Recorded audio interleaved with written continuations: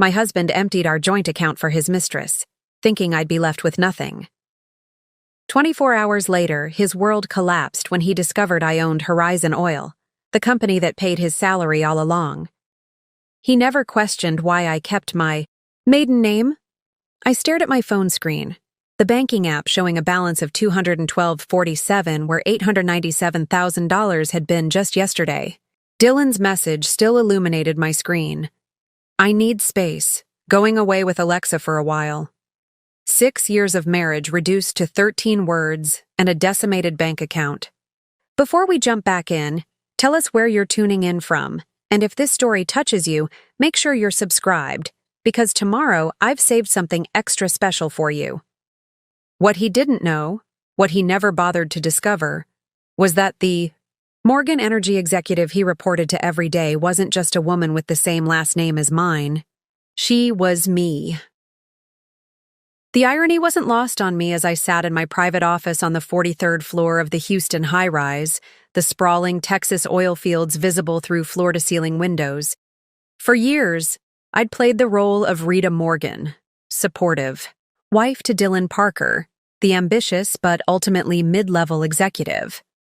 Meanwhile, Rita J. Morgan, CEO of Horizon Oil, made decisions that determined the fate of thousands, including my husband.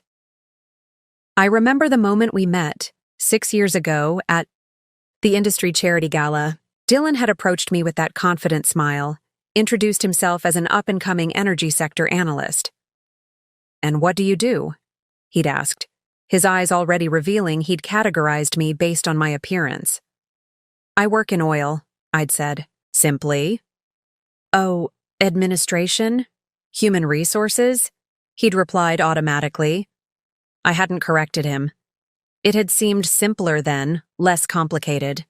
I'd built Horizon Oil from the ground up after inheriting my father's failing drilling operation at 26.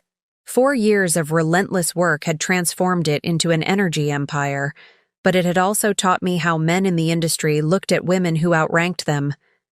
So when Dylan assumed I was in some support role, I let him. When we started dating and he spoke condescendingly about explaining energy markets to me, I nodded and smiled. When he proposed and suggested I might want to scale back at work to focus on our future family, I agreed without specifying what my work actually entailed.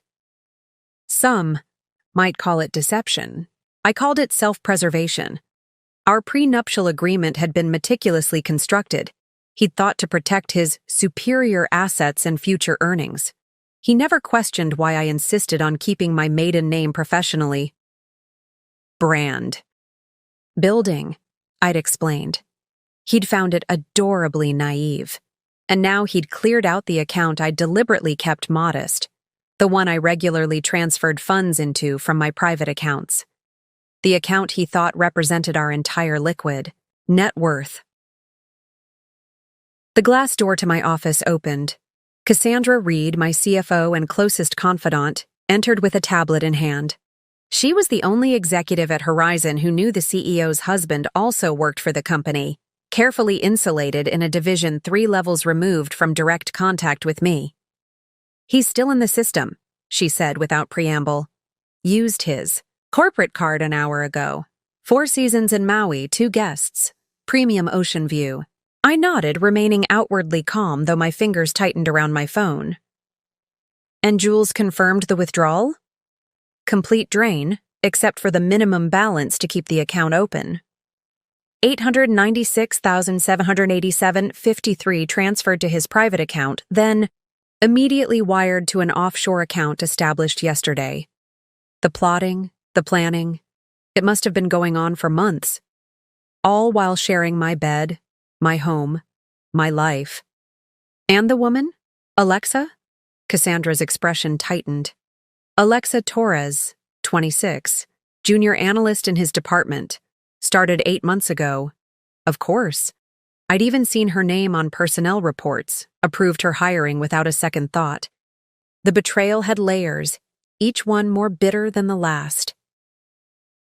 I turned to the window, watching a thunderstorm gathering on the horizon, dark clouds moving across the vast Texas sky. Perfect weather to match my mood. He doesn't know about the board meeting tomorrow, I said quietly. No, Cassandra confirmed. The quarterly leadership meeting is on the calendar, but as always, the executive participants are listed by title, not name. The meeting where I would be unveiling Horizon's acquisition of Partech Industries, Dylan's pet project for the past year. The acquisition he'd championed to his superiors, unaware that his recommendations were being passed up directly to me. The deal that would have earned him a substantial promotion and bonus. A promotion I had been planning to announce personally, finally revealing my identity to him in what I had imagined would be a moment of shared triumph. A revelation that would allow us to finally share both parts of our lives openly. What do you want to do? Cassandra asked, her voice gentle but practical. The storm outside was getting closer, lightning flashing across the darkening sky. 6 years of compartmentalizing my life, of listening to Dylan explain my own industry to me, of smiling through business dinners where he dismissed diversity, hires, in leadership positions. All of it crashed through the careful walls I'd built between my personal and professional lives. I thought about the nights I'd slipped out of bed to take emergency calls from oil rigs, explaining to a half-awake Dylan that my administrative job sometimes needed odd hours. The vacations interrupted because of friend emergencies that were actually international acquisition negotiations. The condescending way he'd pat my hand when I expressed opinions about energy policy, assuring me that these matters were complicated, all while I was steering a multi-billion-dollar company through the most volatile energy market in decades.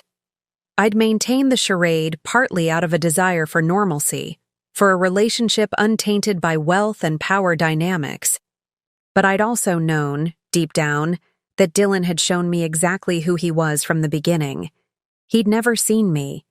He'd seen the version of me that fit his worldview, and now he'd proven just how limited that vision really was.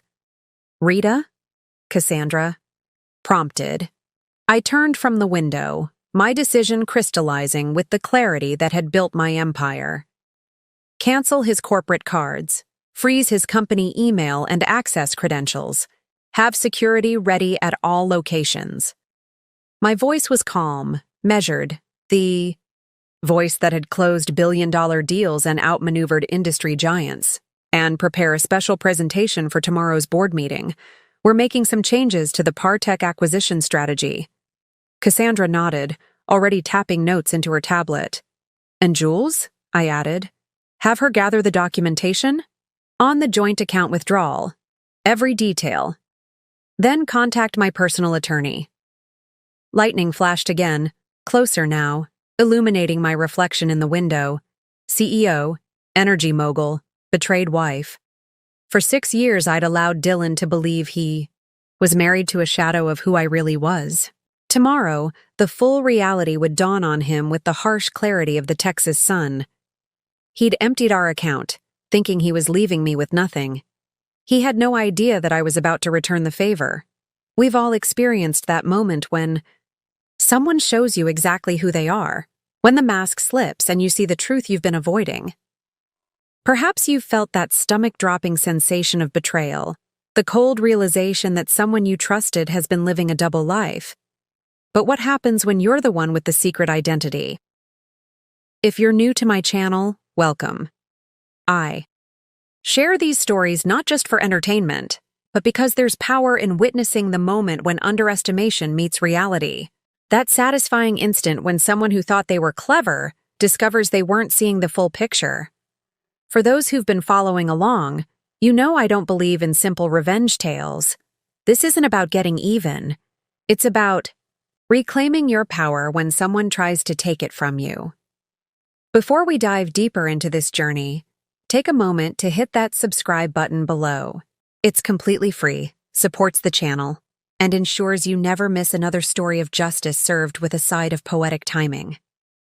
Let's return to that moment in my Houston high-rise, when I realized my husband hadn't just betrayed our marriage. He'd underestimated the woman he claimed to know better than anyone else, a mistake that would cost him everything he thought he was clever enough to steal. Preparing and narrating this story took us a lot of time, so if you are enjoying it, subscribe to our channel. It means a lot to us. Now back to the story. What do you do when someone takes what they believe is everything you have? When they empty an account thinking they've left you destitute? When they run off to paradise with your money and someone half your age? If you're me, you take a deep breath, you straighten your designer jacket, and you prepare to remind them exactly who they're dealing with. Because sometimes the most dangerous person isn't the one planning a betrayal. It's the one they never truly saw in the first place. The Texas oil industry operates on unspoken rules, as old as the first wells that punctured the state's vast plains. It's a world of weathered men in custom suits, of quiet deals made over bourbon, of legacies passed from father to son, rarely to daughter. The gleaming Houston skyline, built on crude and ambition, houses the headquarters of empires that power the world while operating by their own internal laws of hierarchy and respect. My life existed in perfect compartmentalization. By day, the 43rd floor of Morgan Tower belonged to Rita J. Morgan, the calculating CEO who had transformed her father's failing operation into Horizon Oil, now the third largest independent energy company in North America. My boardroom was a battlefield where I'd earned respect through ruthless precision and uncanny market instincts. But each evening, I would descend from that tower, drive my deliberately modest Audi to our River Oaks home, and transform into Rita Parker, supportive wife to a mid-level executive with outsized ambitions. I'd listen to Dylan explain industry, movements I'd orchestrated, nodding as he simplified concepts I'd pioneered.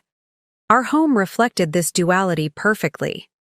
Dylan had insisted on the River Oaks address, prestigious enough to impress his colleagues, but within reach for a couple he believed was living primarily on his income. The decorating choices were all his: masculine leather furniture, a dedicated whiskey room where he entertained his work friends, walls decorated with photos of his college rowing team and industry awards. My presence was minimized to tasteful touches he'd barely notice. First edition books hidden in plain sight, art pieces by women whose significance he never researched, and a small study he rarely entered where I kept my hobby paperwork. He called it my little project room, with the indulgent affection of someone humoring a child. What he never realized was that I'd designed the house with two completely separate internet networks, a voice-activated security system only I could control, and a panic room disguised as a linen closet. Just as he never questioned why I insisted on managing our modest investments myself. In the energy sector, power is measured in barrels, access, and information. The right drilling rights, the right political connections, the right technological innovations, each a currency more valuable than money. The mostly male executive ranks operated on a mixture of merit, connections, and confidence, the latter often substituting for the former. Dylan had been given opportunities because he looked the part. Tall, handsome, with the easy confidence of a man who'd never questioned his right to be in the room. He worked hard, certainly, but his career had benefited from an invisible escalator that seemed to carry men like him upward with minimal effort. I, meanwhile, had built Horizon through strategy and stealth. When I inherited my father's company, most of the board had expected me to sell immediately. Instead, I'd mastered every aspect of the business, from geological assessments to international finance. I'd made myself indispensable by being better prepared than anyone else in any room, and I'd learned quickly to operate behind the Morgan name rather than my face. Video conferences were technically challenging, allowing my ideas to be judged on merit rather than gender. Key negotiations happened through carefully chosen male representatives when necessary, with me as the unseen puppet master. The irony wasn't lost on me that I'd applied the same strategy to my marriage. Our social circle straddled both worlds while keeping them separate. Country club memberships, charity galas, industry events. I navigated them all with practiced ease. The wives of Dylan's colleagues knew me as the supportive spouse who organized dinner parties and remembered their children's names. They never connected me to the mysterious Rita J. Morgan, whose name occasionally appeared in industry publications, whose company's decisions affected their husbands' careers. The rare times someone made the connection, I'd laugh it off as a coincidence. Morgan's a common name, I'd say. I wish I had her bank account. Meanwhile, my executive team knew me as a private person who kept her personal life separate from business. Cassandra was the exception, my Harvard Business School roommate who'd been with me since the beginning. She understood why I'd chosen this peculiar double life, even if she didn't fully approve. What Dylan never saw was the network I'd built around us. Jules Parker, no relation despite the shared surname, ran my personal financial operations with military precision. Cole Wright, my chief security officer, ensured that Horizon's digital and physical assets remained protected, including keeping a discreet eye on key executives like my husband, and Archie Donovan, my silver-haired attorney, who'd worked with my father before me, had structured both my corporate holdings and my personal life with labyrinthine care. The prenuptial agreement Dylan thought protected his assets had actually been designed by Archie to shield my empire while appearing standard to Dylan's less experienced lawyer. The world I'd built was one of mirrors and carefully managed perceptions. I'd created a life where I could experience what I craved most, being valued for myself rather than my wealth or power, while protecting the company I'd sacrificed everything to build. Until Dylan shattered that careful construction with a single bank transfer and 13 callous words. Dylan Parker had always been handsome in that effortless way that opened doors. 6'2" with salt and pepper hair that had started graying prematurely in his 20s, giving him an air of distinction beyond his years. His confidence wasn't just a personality trait. It was a carefully cultivated resource, deployed strategically in boardrooms and bedrooms alike. I'd watched him for 6 years, studying the subtle shift in his smile when addressing superiors versus subordinates. The way he'd lower his voice slightly when issuing directives, raise it when seeking approval. He played the corporate game with the precision of someone who'd spent his life preparing for it. "You can't teach presence," he'd once told me while adjusting his tie before a dinner party. "Either you have it or you don't." His reflection had caught mine in the mirror, his expression softening with that particular blend of affection and condescension he reserved for me. "Like you, honey. You have a way of making people comfortable. It's why you're so good with my colleagues' wives." What he meant, of course, was that I knew my place, that I understood the role of corporate spouse, supportive, decorative, unthreatening. The perfect backdrop against which ambitious men could shine. The first time I saw that look, I should have ended things. Instead, I became curious. How deep did his assumptions run? Was this a man capable of seeing beyond his own preconceptions? Or was he, like so many I'd encountered in business, content with the comfortable fiction that women existed primarily to facilitate men's ambitions? It became an experiment of sorts, one that extended from our first date to our marriage. I never lied about my career. I did indeed work in oil. I simply allowed him to fill in the blanks with his assumptions. And those assumptions revealed more about Dylan than any direct question could have. When I mentioned market fluctuations affecting my work, he explained basic economics to me. When I discussed drilling innovations, he simplified the technology as if speaking to a child. When I mentioned office politics, he offered patronizing advice on not getting involved in the big decisions. 6 years of testing, and he had failed consistently, spectacular in his inability to see beyond the narrow role he'd assigned me. Yet there had been moments, flashes of the man I'd hoped he might be. The night he found me reading an industry analysis at 2 a.m. and quietly brought me tea instead of questioning my interest. The afternoon he defended a female colleague being talked over in a meeting. Small glimpses of potential awareness that kept me holding on, hoping that eventually he might truly see me. That hope had died gradually, then suddenly, like the bankruptcy curve he'd once mansplained to me. "Companies don't fail overnight, honey," he'd lectured, sketching a graph on a napkin during dinner. They deteriorate slowly, then collapse all at once. That's why most people never see it coming. The irony wasn't lost on me now. Across from my CEO desk sat Cassandra Reed, the antithesis of Dylan in every meaningful way. Where he assumed, she questioned. Where he projected, she observed. As Horizon Oil's CFO, her financial acumen was legendary in the industry, but it was her emotional intelligence that had made her my most trusted ally. "Are you sure you want to go through with this?" she asked, her voice calibrated to professional concern with just enough personal warmth. "There are less dramatic ways to handle the situation." I appreciated that she didn't try to soften the betrayal or offer platitudes. Cassandra dealt in realities, not comforting fictions. "He stole almost $900,000 from our joint account, Cass," I replied, tapping my pen against the quarterly report on my desk. "He's in Maui with a woman 13 years his junior, spending money he thinks is mine, having emptied what he believes are my life savings. What would you suggest as an appropriate response?" She arched a perfect eyebrow. "Most people would call a divorce attorney. I already have. But this isn't just about our marriage. This is about Horizon." Dylan's division had been pushing for the Partech acquisition for months. The company had developed a promising extraction technology that could increase yield by 32% while reducing environmental impact.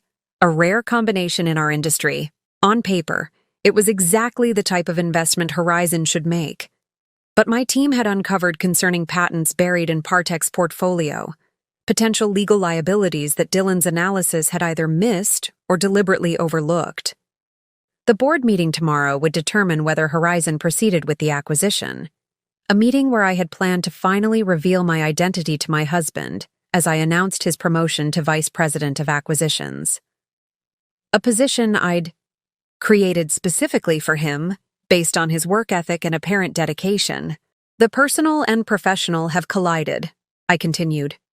"I can't separate them now, even if I wanted to." Cassandra nodded, the gesture acknowledging both the practical and emotional dimensions of my statement. "I've had Cole track their movements. They arrived in Maui 3 hours ago.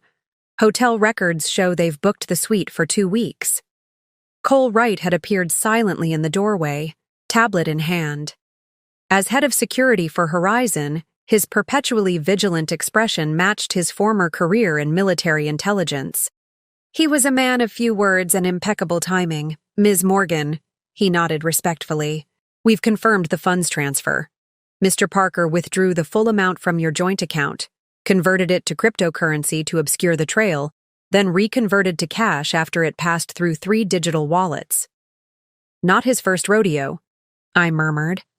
The methodical approach suggested planning, research. This wasn't an impulsive act, but a calculated extraction. "Access to the building? His credentials are still active, as you requested. If he returns, security will alert you immediately but allow entry." I nodded, turning to the rain-streaked windows overlooking Houston's energy corridor. Dozens of gleaming towers housing companies that competed, collaborated, and collided in the elaborate dance of the oil industry. Somewhere in one of those buildings, decisions were being made about Partech, about Horizon, about the future of energy extraction and distribution. Decisions that would ultimately come back to my office, to my authority, just as Dylan's future would. "Maintain surveillance but no intervention," I instructed Cole. "Let's see what he does next." After Cole departed, Cassandra leaned forward slightly. "What are you really planning, Rita? This isn't just about the money or even the affair. Issei was right, of course. $900,000 was substantial to most people, but it represented less than 0.02% of my net worth. And infidelity, while painful, wasn't entirely surprising given the gradual cooling of our relationship over the past year. "Do you remember the Sinclair negotiation?" I asked instead of answering directly. Cassandra's eyes widened slightly in recognition. 3 years ago, Sinclair Energy had attempted a hostile takeover of one of our subsidiaries. using insider information leaked by a trusted executive. Instead of fighting them directly, I'd allowed them to proceed down a carefully constructed path that eventually led to their CEO's resignation and Horizon acquiring their most valuable assets at a fraction of market value. "You're playing the long game," she said. It wasn't a question. "Dylan made a choice," I replied, my voice steady. "He chose to see me as someone who could be discarded, someone whose resources could be plundered without consequence. I'm simply going to show him the full implications of that choice." I turned back to my desk, pulling up tomorrow's board presentation on my tablet. Have Jules prepare a complete accounting of Dylan's company holdings, stock options, retirement accounts, everything tied to Horizon, and ask Archie to join us for dinner tonight. We have contracts to review. Cassandra stood, understanding the dismissal in my tone. At the door, she paused. "For what it's worth, I'm sorry. Not about him. He's proven exactly who he is. I'm sorry that you invested 6 years in someone who couldn't see what was right in front of him." After she left, I sat alone in the gathering darkness, watching lightning flash across the Houston skyline. In the reflection of my office windows, I could see both versions of myself superimposed, Rita the wife and Rita the CEO merging into one unified image. Tomorrow, Dylan would finally see the same. The moment that crystallized everything happened, 12 hours before I discovered the emptied account. Monday evening, I'd arrived home later than usual after finalizing the Partech acquisition documents. Our River Oaks house was lit up like a display home, every light blazing despite the fact that Dylan supposedly had a late strategy meeting. I'd noticed small inconsistencies over the previous weeks. Hushed phone conversations that ended abruptly when I entered rooms, missing receipts from our shared expense tracking app, late nights with increasingly vague explanations, the classic signs obvious to anyone paying attention. But that night, something felt different. There was an energy in our home, a sense of emptiness that went beyond physical absence. In our bedroom, drawers were slightly askew, the closet door left partially open, small disruptions in the careful order we both maintained. I didn't need to count his shirts or check his luggage to know something was happening. After 6 years of marriage, you develop a sixth sense for disturbance. I'd sat on our bed, running my hands over the Egyptian cotton sheets he'd insisted on importing from a specific boutique in Milan. On his nightstand, a framed photo of us at last year's energy sector charity gala had been turned face down. Not removed, that would be too definitive, too committed, just placed face down. The coward's method of erasure. My phone had buzzed with a notification. Another leadership profile mentioning Horizon Oil's mysterious CEO who rarely appeared in public, but whose strategic decisions had transformed the industry. Rita J. Morgan continues to lead from behind the scenes, the article stated, proving that physical presence is less important than intellectual impact. If only the author knew how literal that assessment was. I'd opened my banking app then, a small knot of suspicion forming. Our joint checking account showed normal activity, bills paid, usual transfers, nothing suspicious. But something about the bedroom's disruption nagged at me. Setting my phone down, I'd walk to his closet and press the hidden panel that revealed his wall safe, a feature he thought was his secret, though I'd had it installed during a renovation. He'd been too busy to oversee. The combination was predictable. His college graduation year followed by his birthday. Inside, the passport and emergency cash reserve he always maintained were gone. Still, I hadn't jumped to conclusions. International travel was part of his position. Cash was sometimes needed for certain business cultures.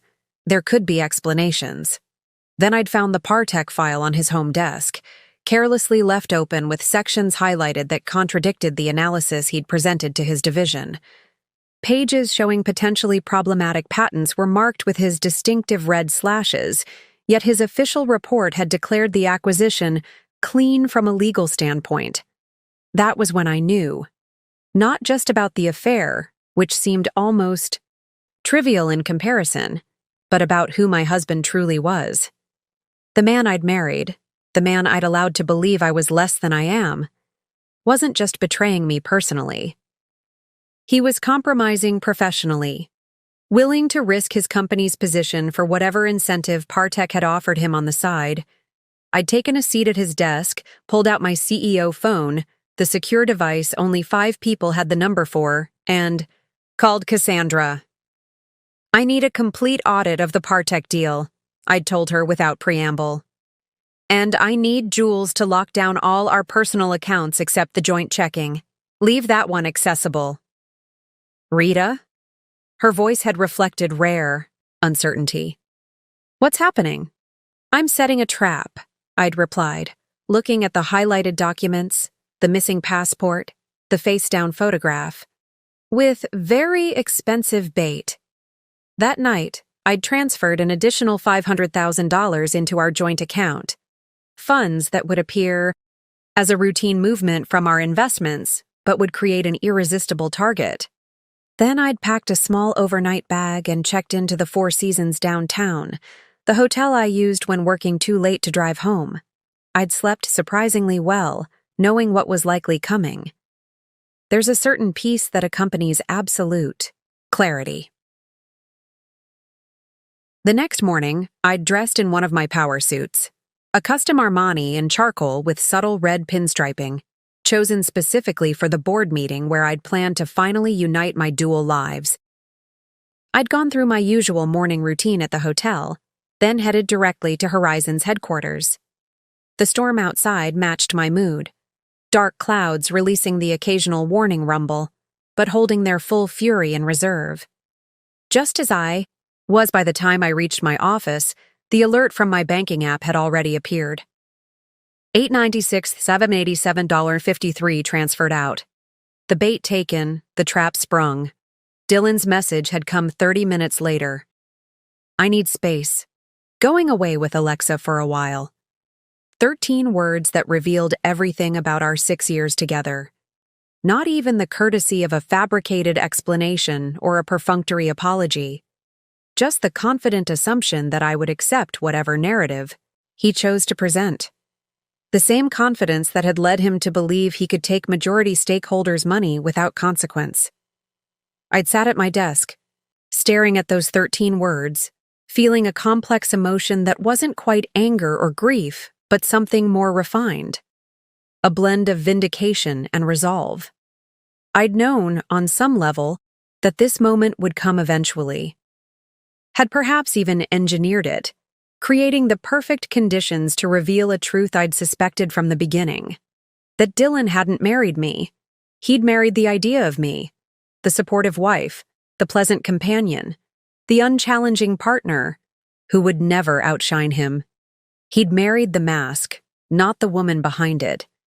And now he was about to meet the woman he'd never truly known. The storm finally broke as I set my phone down. Lightning cracked across the sky, thunder following immediately after. The delay between flash and sound collapsed to nothing. The distance between intention and consequence eliminated, just as it would be for Dylan, very soon. "Rita," Cassandra's voice came through the intercom. "The board members are beginning to arrive for the meeting, and we've just received confirmation. Partech's representatives are here as well." "Thank you, Cassandra," I replied, rising from my desk and smoothing my suit jacket. "Please tell Archie to proceed with the financial lockdown measures we discussed, and have Cole prepare the presentation materials I sent him this morning." For a moment, I caught my reflection in the rain-streaked windows of my office. I looked exactly like what I was, a CEO preparing to make a decisive business move. Nothing in my appearance suggested a woman who had just been betrayed by her husband. Nothing revealed the personal dimension of what was about to unfold, which was precisely the point. As I gathered my materials and headed toward the boardroom, my phone buzzed with an update from the private investigator I'd had following Dylan for the past month. Attached was a photo of my husband and Alexa Torres toasting with champagne on a private balcony overlooking the Pacific. her hand displaying a diamond ring that explained the unusual withdrawal from a secondary account he'd made last week, an engagement ring purchased while still married to me. The final confirmation I needed. The doors to the boardroom loomed ahead. Behind them, the 12 people who would witness the first public merging of Rita Parker and Rita J. Morgan. 12 people who would see Dylan's professional world collapse simultaneously with his personal deception. I paused, took a steadying breath, and pushed the doors open. Dylan Parker hadn't always been the man who would empty a joint account and flee to Maui with his mistress. 6 years ago, when we first met at the industry charity gala, he'd been charming, attentive, and seemingly genuine. His ambition was obvious but not yet toxic, his confidence appealing rather than arrogant. I remember watching him from across the room before he approached me. He moved with the easy grace of someone who felt entitled to occupy any space. Men deferred to him slightly, women tracked his movements. Not because of exceptional looks or wealth, but because he projected certainty in a world of hesitation. "You don't belong here," were his first words to me, accompanied by a smile that softened what might have sounded like an insult. "Excuse me?" I'd replied, genuinely caught off guard. "Everyone else is networking," he explained, nodding toward I. The clusters of industry executives exchanging business cards and rehearsed pitches. "You're actually looking at the art." He was right. I'd been examining a painting donated by a local artist for the charity auction, an abstract representation of an oil field at sunset. "It's beautiful," I'd said, though the artist took some creative liberties with the environmental impact. He'd laughed then, a genuine sound that reached his eyes. "Dylan Parker," he introduced himself, "mid-level executive at Horizon Oil, not quite important enough to be invited, but ambitious enough to buy a ticket anyway." The irony of him working for my company without knowing who I was had amused me. It seemed like fate, or at least an interesting coincidence worth exploring. "Rita Morgan," I'd replied, using my maiden name automatically. "I work in oil too."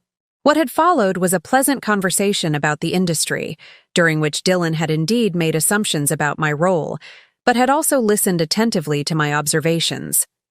He'd asked for my number before leaving to work the room, and I'd given it, curious about where this might lead. Our courtship had unfolded with traditional efficiency. Dinners at restaurants impressive enough to demonstrate his taste, but not so expensive they'd strain his apparent budget. Weekend getaways carefully calculated to be romantic, yet fiscally responsible. A lifestyle designed to impress without revealing any insecurity about resources. The first significant crack had appeared 6 months in, during a dinner with his friends, other mid-level executives and their partners. One of the women had mentioned reading an article about Horizon's innovative approach to sustainability. "It's remarkable what Rita J. Morgan has accomplished with that company," she'd said. "Taking her father's outdated operation and transforming it into an industry leader in both profitability and environmental standards." Dylan had smiled tightly. "Morgan's just the figurehead. Everyone knows the real decisions come from her executive team, mostly men who've been in the industry for decades. She's smart enough to take their advice and stay out of the way." The table had murmured general agreement, except for one man who'd frowned slightly. "I don't know. I worked on a project with her team last year. Never met her directly, but the strategic decisions had a consistency that suggested a single visionary rather than committee thinking." "Trust me," Dylan had replied with that particular tone he used when brooking no disagreement. "No woman builds that kind of operation independently. She inherited the company and the executives who run it." I'd said nothing, sipping my wine and noting how quickly he dismissed accomplished women even when he had no direct knowledge. It should have been my warning sign. Instead, I'd seen it as a challenge. The pattern continued and intensified after our marriage.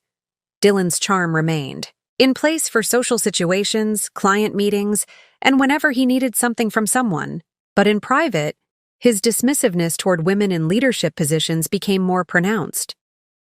"It's not sexism," he'd explain when I questioned this tendency. "It's reality.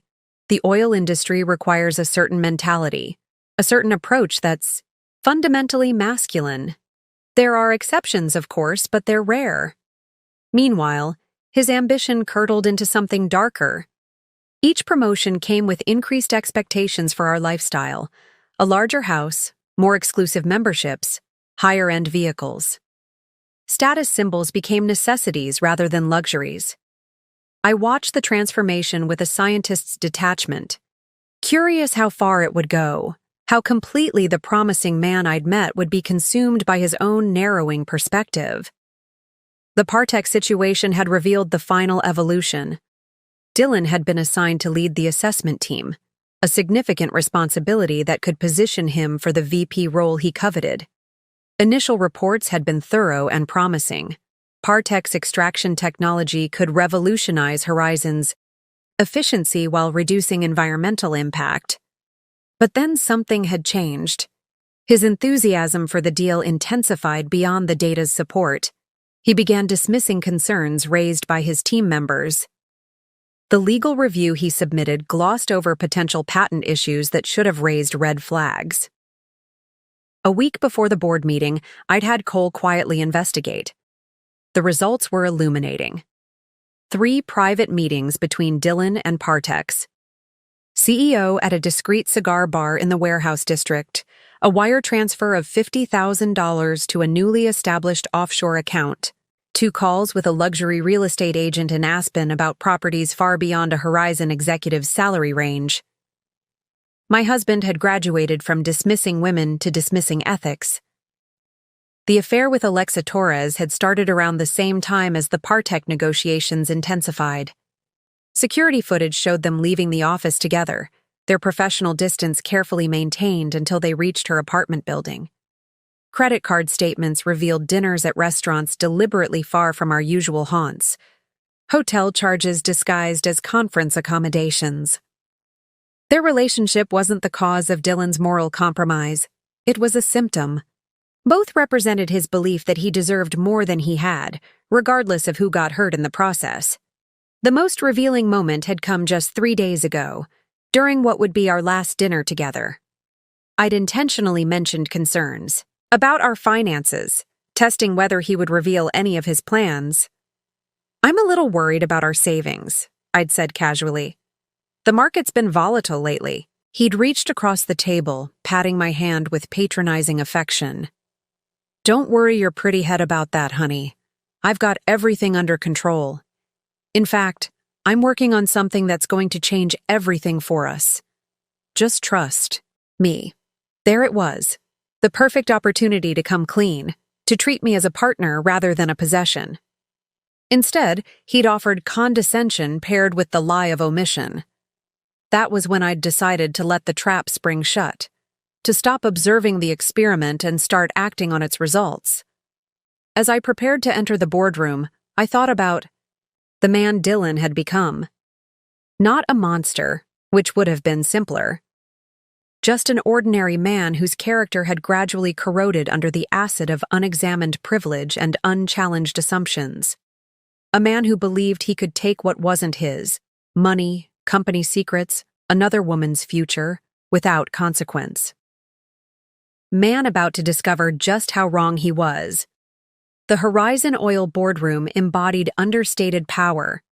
20 feet of polished black walnut table surrounded by ergonomic leather chairs, floor-to-ceiling windows showcasing Houston's skyline, and discreet technology that appeared only when needed. The room was designed to focus attention on the people within it, rather than its own opulence. As I entered, 12 faces turned toward me, 10 board members and 2 Partek representatives. Cassandra was already seated at her customary position near the head of the table, tablet ready, expression neutral save for the slight arch of her eyebrow that acknowledged our shared understanding of what was about to unfold. "Good morning," I greeted them, moving to the CEO's position at the head of the table. "Thank you for accommodating the earlier start time." Most of the board members had worked with me for years, though our interactions typically happened via secure video conference or through carefully orchestrated in-person meetings where my identity remained shielded from anyone outside our inner circle. Today would be different. Before we begin, I continued, I'd like to introduce our guests from Partech Industries, Victor Reed, CEO, and Alexa Torres, Junior Analyst. I kept my gaze steady as I said Alexa's name, watching her face for any reaction. She was younger than I'd expected, probably mid-20s with the polished appearance of someone who spent considerable time on self-presentation. Her expression flickered briefly with confusion at my direct acknowledgement, then settled back into professional neutrality. She didn't recognize me. We'd never met formally, despite her affair with my husband. The magnitude of Dylan's compartmentalization was almost impressive. Ms. Morgan, Victor Reed nodded respectfully. It's an honor to finally meet you in person. Your reputation precedes you? As does yours, Mr. Reed, I replied, my tone pleasant but giving nothing away. I've reviewed your technology proposals with great interest. The meeting began with standard procedure, quarterly reports, market projections, operational updates delivered by various executives. I guided the discussion with practiced efficiency, demonstrating the leadership style that had built Horizon into an industry powerhouse. Each minute that passed revealed more of my hidden strength to the Partech representatives. The decisive authority in my directives. The comprehensive understanding of complex technical issues. The sharp questions that cut straight to the heart of financial projections. This wasn't the performance of someone who had inherited power. It was the natural expression of earned expertise. I noticed Alexa's growing discomfort as the meeting progressed. She kept glancing at her phone, then back at me with increasing frequency. I could almost see the gears turning as she tried to place my face, my name, wondering why something felt familiar yet wrong. An hour into the meeting, we reached the Partech discussion. The acquisition proposal appeared on the room's displays, projected, purchase price, integration timeline, projected ROI. I asked Victor Reed to present his company's perspective. Partech's extraction technology represents a quantum leap forward, he began, standing to address the board. Our proprietary methods have demonstrated a 32% increase in yield during field tests, with a corresponding 18% reduction in environmental impact. He continued his pitch with the confidence of someone who believed the deal was already secured. Behind his polished presentation, I noted the occasional glance toward Alexa, subtle signals passing between them. Not romantic, strategic. After he finished, I smiled pleasantly. Very impressive, Mr. Reed. I have just a few questions before we proceed. What followed wasn't the gentle inquiry he expected. Instead, I systematically dismantled Partech's proposal, highlighting patent vulnerabilities their legal team had attempted to obscure, pointing out methodological flaws in their field tests, and questioning financial projections that appeared artificially inflated.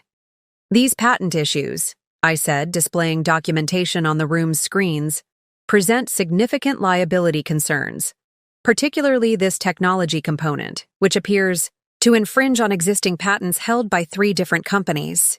Victor Reed's confident demeanor faltered. Our legal team has assured me. Your legal team missed critical details, I interrupted smoothly. Or perhaps they were instructed to overlook them. The room grew tense as the implications became clear. The Partech proposal wasn't just flawed, it was potentially fraudulent. There's also the matter of the field test data, I continued, bringing up side-by-side comparisons of their reported results versus our independent assessment. Our analysis indicates significant discrepancies that call the entire technology claim into question. Victor Reed's face had paled noticeably. Alexa Torres was now staring openly at me, her expression a mixture of shock and growing recognition. Furthermore, I said, we have evidence suggesting improper influence was exerted on the Horizon assessment team assigned to evaluate this acquisition. The final slide appeared on screen, banking records showing transfers from Partech subsidiary accounts to offshore holdings, followed by Dylan's signature on deliberately falsified assessment documents. This constitutes not just a breach of corporate ethics, I stated calmly, but potentially criminal fraud. The board members exchanged alarmed glances. Victor Reed had stopped trying to maintain his composure, now openly displaying panic. Alexa Torres had gone completely still, her eyes fixed on me with dawning horror. "Ms. Morgan," Reed began, his voice strained. "There must be some misunderstanding." "No misunderstanding, Mr. Reed. My security team has thoroughly documented the interactions between your company and certain Horizon employees, including private meetings not disclosed to our compliance department, financial incentives offered to influence the acquisition assessment, and personal relationships formed to facilitate access to confidential information." At the word relationships, Alexa Torres finally made the connection. Her gaze dropped to my left hand, where my wedding ring gleamed under the boardroom lights, then back to my face.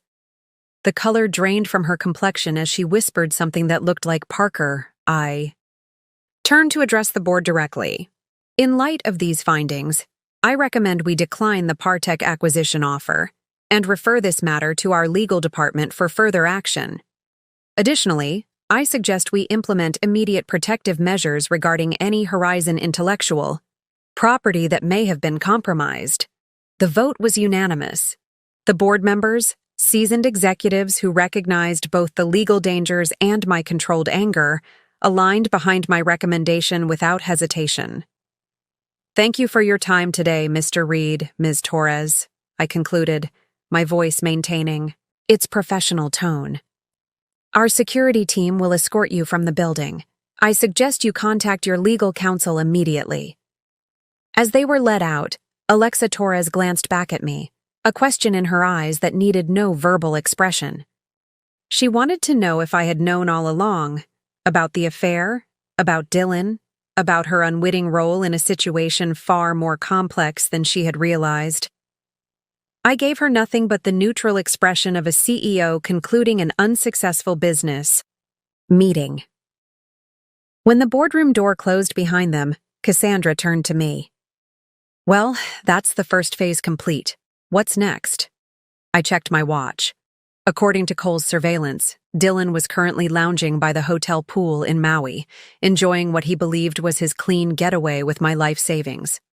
"Now," I said, "we wait for him to check his accounts." The trap had been set. The first public revelation of my identity accomplished. The business consequences of Dylan's betrayal set in motion. Now it was time for the personal reckoning, the aftermath of the eye. Board meeting unfolded with methodical precision. Security escorted the Partech representatives from the building. Legal began preparing cease and desist orders regarding potentially compromised intellectual property, and PR drafted careful statements about Horizon's decision to decline the acquisition offer.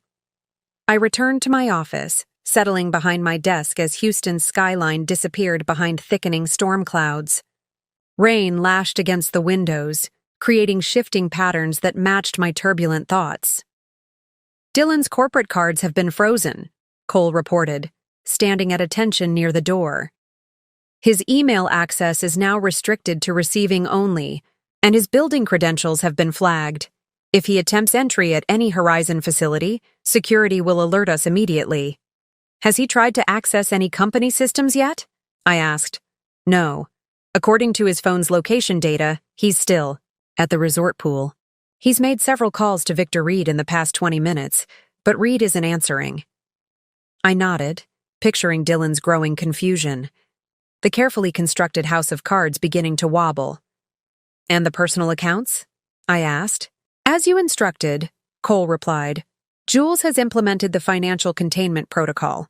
The joint account remains accessible but flagged for monitoring. All other personal accounts connected to your name have been secured with additional authentication measures. The prenuptial enforcement team is prepared to move on your signal." "Thank you, Cole. Continue monitoring but maintain distance. I want to see what he does when he realizes the professional side is collapsing." After Cole departed, Cassandra entered with a stack of documents requiring my signature, legal authorizations for the next phase of what was rapidly becoming the most comprehensive corporate and personal extraction I'd ever orchestrated. "The board is fully behind you," she said, taking a seat across from me. Robertson asked if there was anything else they needed to know, but I assured him you had the situation under control. James Robertson, our longest-serving board member, had been skeptical when I first took over Horizon. Over time, he'd become one of my strongest supporters, recognizing that my strategic vision had transformed the company's fortunes. His unspoken question was clear. How deep did this situation go, and would it affect Horizon's stability? "The company is insulated," I assured her. Dylan's access to sensitive information was always limited by design. "The real damage is to Partek and to himself, and to you," she added quietly. I paused in my document signing, considering her observation. Was I damaged by this? The betrayal stung, certainly. The casual cruelty of emptying our joint account reflected a fundamental disrespect that couldn't be overlooked. But overwhelmingly, what I felt was a strange relief, the liberation of no longer maintaining a division between my identities. "I'm fine, Cassandra," I said, resuming my signatures. "Better than I've been in years, actually." My phone buzzed, a message from Jules, who was monitoring the financial movements. "He's checking the accounts," the text read. "Just attempted access to your private banking portal. Authentication measures blocked him." Moments later, my phone rang with Dylan's familiar tone. I let it go to voicemail, curious what approach he would take. "Rita, honey." His voice carried the forced casualness of someone trying to sound relaxed while experiencing mounting panic.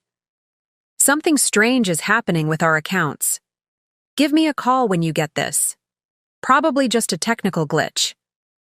Technical glitch.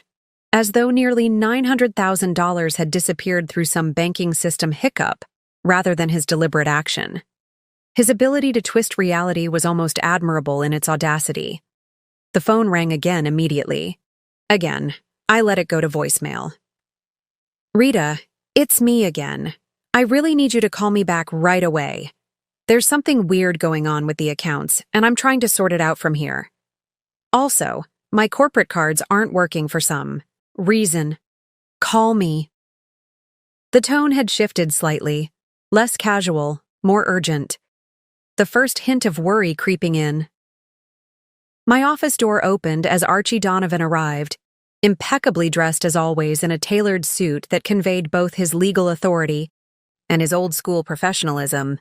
"I've reviewed the documentation," he said without preamble, his voice carrying the measured cadence of 4 decades in corporate law. "The prenuptial provisions are ironclad, particularly regarding financial malfeasance. The unauthorized removal of funds from the joint account constitutes a triggering event for the punitive clauses in Section 12(3). I nodded, having anticipated this conclusion. "And the Horizon employment contract?" "Even more definitive," Archie confirmed, opening a leather portfolio. "The non-disclosure agreement, conflict of interest provisions, and corporate ethics clauses all provide clear grounds for immediate termination. The evidence of improper influence from Partek meets the contractual definition of corporate espionage." My phone buzzed again, another text from Jules. "He's attempting to transfer funds from the Maui resort back to the joint account. Transaction blocked due to insufficient funds." So he was trying to reverse course, realizing something had gone wrong with his escape plan. The panic would be setting in fully now. As if on cue, my phone rang for a third time. Dylan's increasingly desperate voice filled the voicemail. "Rita, please call me back immediately. There's a serious problem with our accounts. All the money is—" He paused, clearly struggling with how to phrase the fact that he'd taken it himself. "Something's happened to our money, and I can't access any of the other accounts either. My corporate cards are declined, and I just got a strange email from HR about my company login being restricted. What the hell is going on?" The escalating distress was palpable. 3 calls in 15 minutes, each more frantic than the last. The fourth call came as Archie was reviewing the legal steps for the divorce proceedings. This time, I decided to answer. "Hello, Dylan." "Rita." Thank God. Relief flooded his voice. "Something crazy is happening. The joint account is empty, and I can't access any of our other accounts. And now something's going on with my position at Horizon. My cards are declined, my email is restricted, and I just got a call from Victor Reed saying there was some kind of disaster at the Partech meeting. What's happening?" I let the silence stretch for several seconds, savoring the moment of transition from his panic to the dawning realization that would soon follow. "Tell me, Dylan," I said finally, my voice deliberately calm. "How's Maui? And how's Alexa enjoying that new engagement ring?" The shocked silence on the other end of the line was exquisite. What are you talking about?" he stammered. The practiced confidence completely evaporated. "The engagement ring you purchased last week? The one you gave to Alexa, Torres, your coworker, currently staying with you in the premium Ocean View suite at the Four Seasons Maui. The suite you booked using funds withdrawn from our joint account yesterday." Another silence, followed by an attempt to regain control of the situation. "Rita, I can explain." "I'm sure you can," I interrupted smoothly. "You've always been very good at explanations, but perhaps you should save them for the Horizon Legal team. They'll be contacting you shortly regarding the termination of your employment and the criminal investigation into your involvement with Partech Industries." "Criminal investigation? What are you talking about? I haven't done anything wrong." The panic had returned, amplified by confusion. The offshore account containing the $50,000 bribe from Partech suggests otherwise, as does your falsified assessment of their patent situation. "How could you possibly know?" He stopped abruptly, finally confronting the reality that I knew far more than should have been possible. "By the way," I continued, "Ms. Torres has already left the resort. My security team observed her departing in a taxi approximately 20 minutes ago, shortly after the board meeting concluded." "Board meeting?" His voice had dropped to a whisper. "What board meeting?" Here it was, the moment of revelation I'd been building toward. The culmination of 6 years of compartmentalized identity. "The Horizon Oil Quarterly Board Meeting," I replied, "where we unanimously rejected the Partech acquisition after I presented evidence of corporate espionage and fraudulent technology. Claims. It was quite dramatic, actually. Ms. Torres seemed especially shocked when she finally realized who I was. The silence that followed contained multitudes: confusion, disbelief, dawning horror.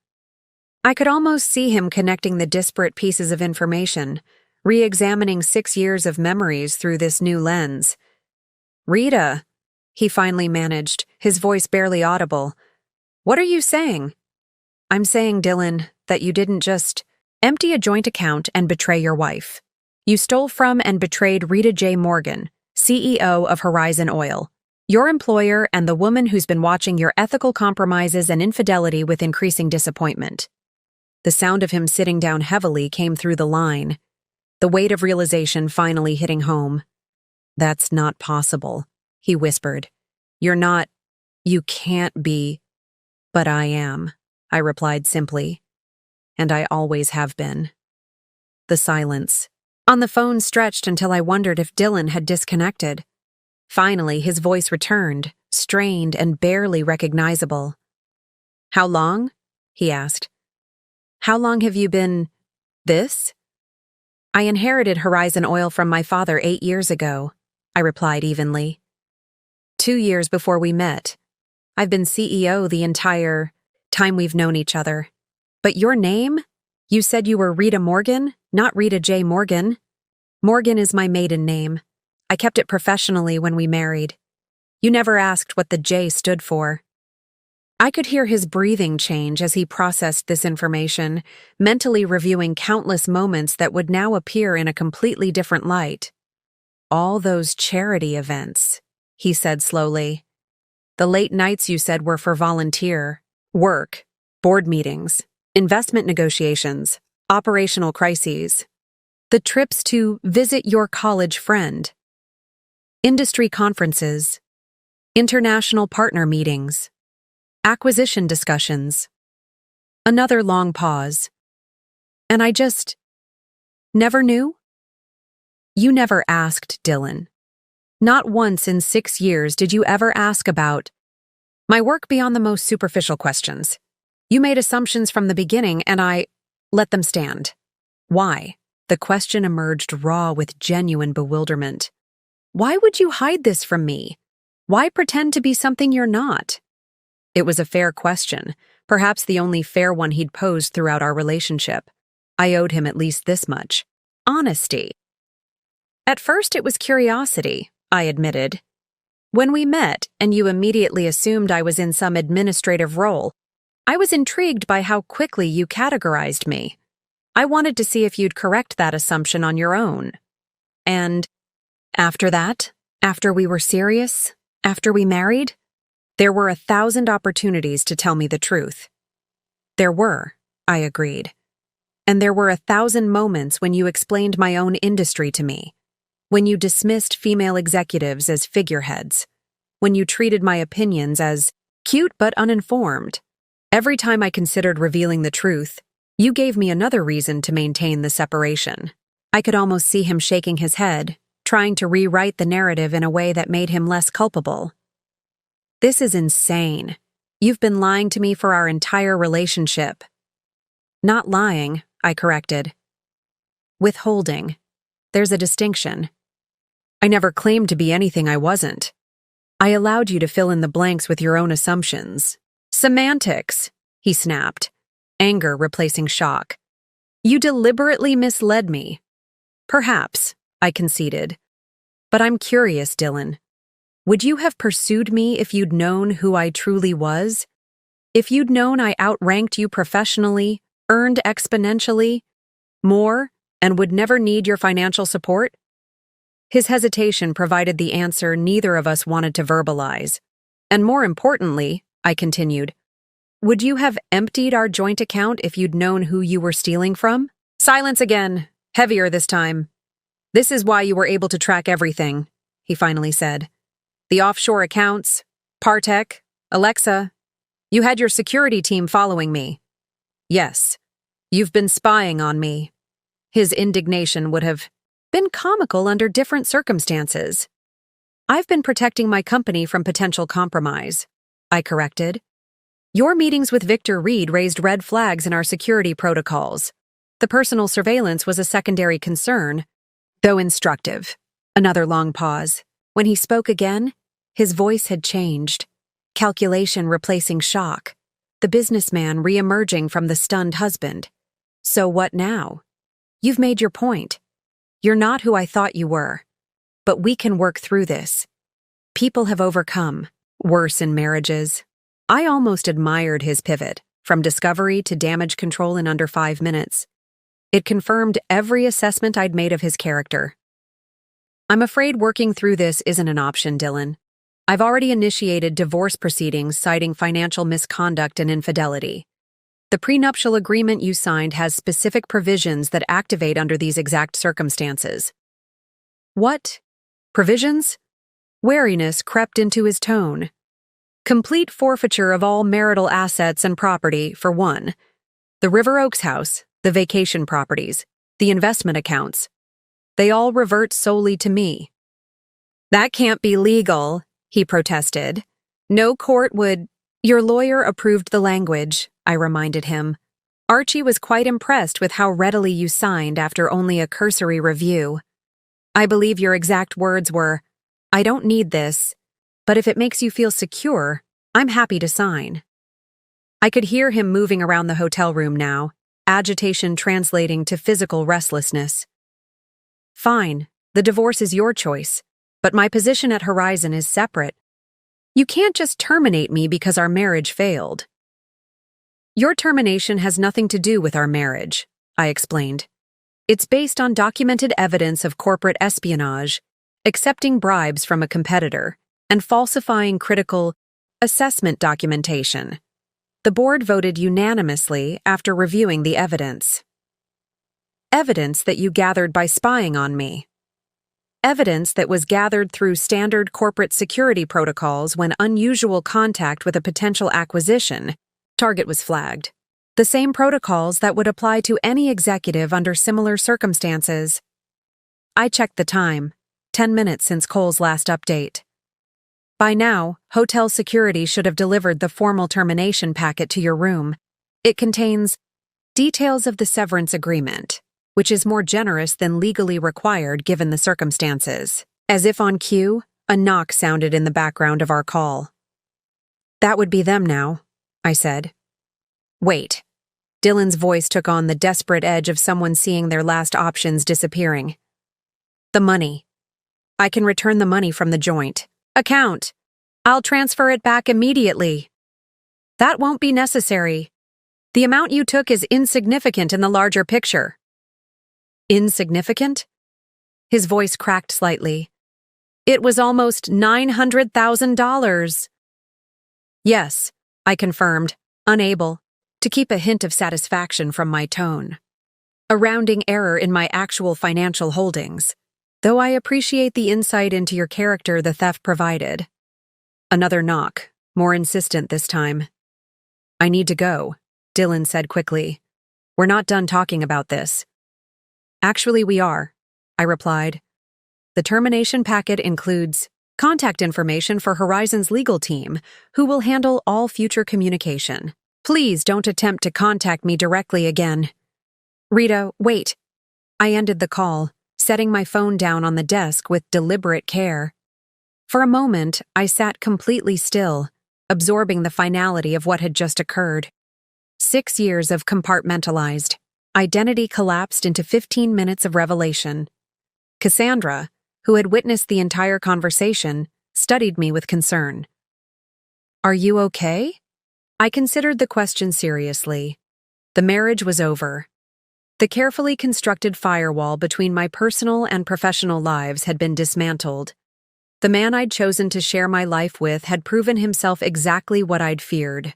From the beginning, someone who valued me only for what he believed I was, not who I actually was. Yet alongside the grief and disappointment ran a powerful current of relief. The exhausting work of maintaining separate identities was finished. The energy I'd expended navigating Dylan's limitations could now be redirected elsewhere. I'm okay, I said, surprised to find it was true. Better than okay. I feel clarified. My phone lit up with a text from Cole. Package delivered. Subject received termination documents. Security monitoring maintained. Another text followed from Jules. Financial containment complete. All accounts secured. Prenuptial enforcement. Protocols active. And finally, a message from Archie. Divorce filing submitted. Judge Warren assigned to case. Expedited hearing granted due to circumstances. The machinery I'd set in motion was operating with perfect precision, dismantling Dylan's position as methodically as he'd attempted to dismantle our financial foundation. What will you do now? Cassandra asked quietly. I turned to the rain-streaked windows, watching lightning illuminate the Houston skyline. The storm was passing, the dark clouds beginning to thin at the edges. Now I run my company without distraction, I replied. I live in my house without performing a role. I reclaim the energy I've been dividing between two identities. I stood, smoothing my suit jacket with a sense of lightness I hadn't expected. And I never again allow someone else's limitations to define my possibilities. As if responding to my declaration, the sun broke through the clouds, sending a shaft of golden light across the Horizon oil building and into my office. The timing felt significant, not an ending, but an emergence. The phone rang again. Dylan, calling from a different number, desperate to regain control of a situation that had spiraled completely beyond his grasp. He declined the call without hesitation. The point of no return had been crossed long before today, perhaps the moment he'd dismissed me at that first meeting, perhaps when he'd first considered betraying both his marriage and his company, perhaps when I'd allowed the deception to continue past its natural conclusion. But in this moment, Declining his call felt like the first authentic choice I'd made in years. The choice to finally be fully, unapologetically myself. Rita J. Morgan, no longer divided. After declining Dylan's call, I made a decision that surprised even me. "Cassandra, please clear my schedule for the remainder of the day and tomorrow morning." She raised an eyebrow.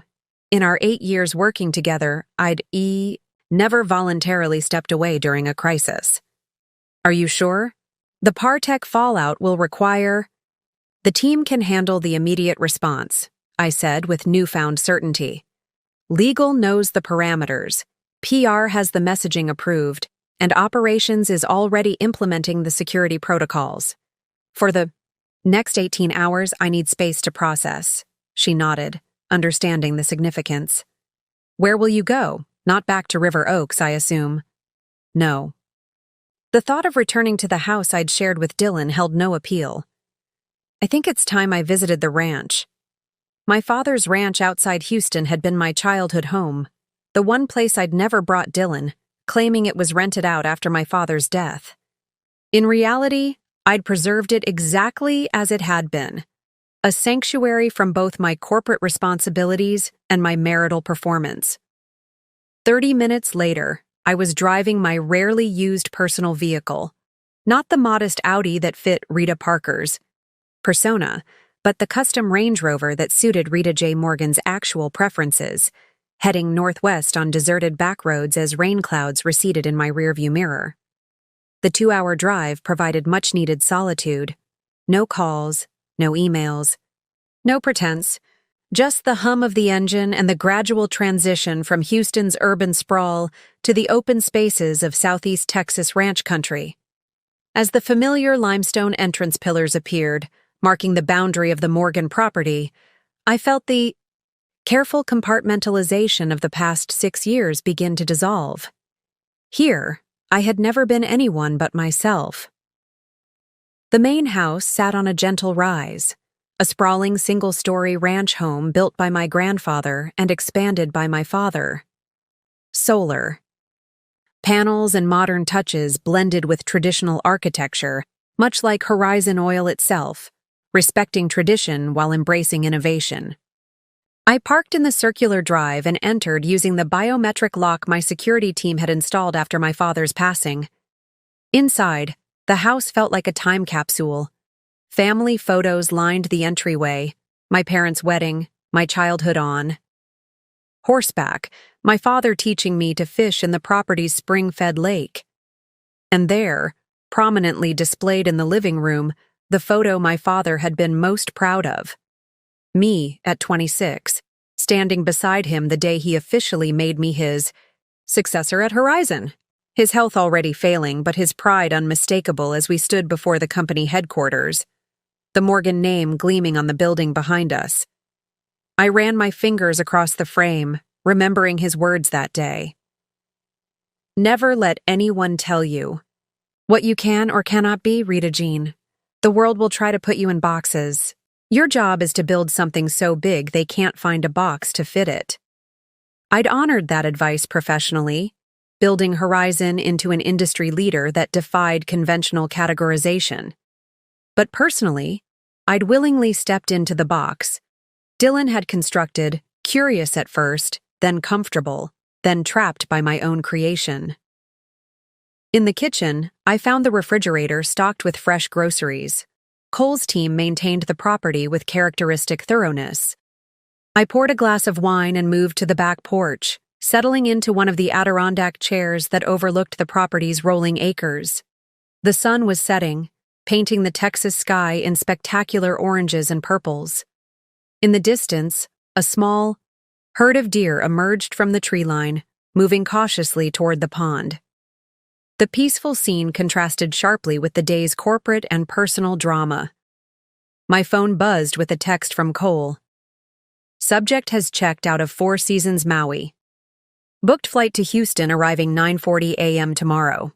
So Dylan was coming home, presumably to attempt damage control in person.